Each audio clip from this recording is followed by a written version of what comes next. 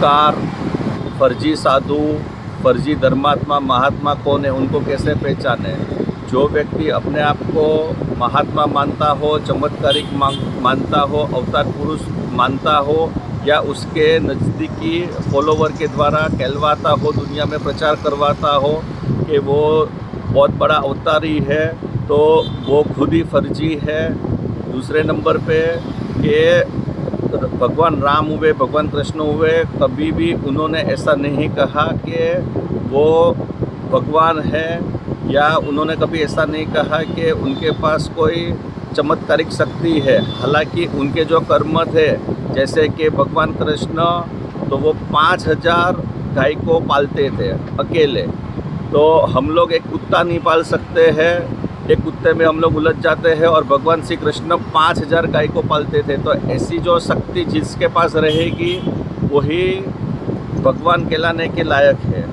तो जो खुद अपने आप को छोटा मोटा जादू टोना दिखा के चमत्कारिक बताते हैं और अपने आप को कहलाते हैं कि हम लोग अवतार पुरुष है, कि हम लोग चमत्कारिक है, या उनके जो नज़दीकी फॉलोवर्स के द्वारा कहलवाते हैं, वो सब फर्जी है। और ऐसे लोग ज़्यादातर अभी जेल में है। क्यों? भगवत गीता अध्याय 2 सांख्य योग श्लोक नंबर 16, उसमें स्पष्ट भगवान ने कहा है कि असत्य का अस्तित्व नहीं है और सत्य का अभाव नहीं है। तो जो असत्य है उसका अस्तित्व खत्म हो जाएगा। कोई षड्यंत्र के तहत 2, 4, 10, 20 दिन कोई जेल में रख सकता है, लेकिन सालों साल तक वो जेल में है।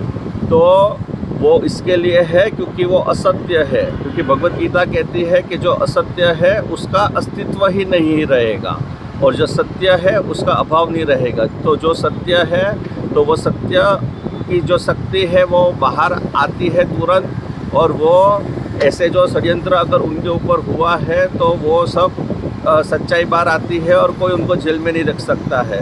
तो अंधश्रद्धा में न रहे और ऐसे फर्जी बाबाओं साधुओं से दूर रहे और अपने आप की शक्ति को जाने। क्योंकि हर आत्मा के अंदर वही परमात्मा का अंश है, खाली उसको जगाना है सत्कर्म के द्वारा और सद्गुणों के द्वारा और सद्गुरुओं के द्वारा। लेकिन फर्जी बाबाओं से सावधान रहे। हरि ओम।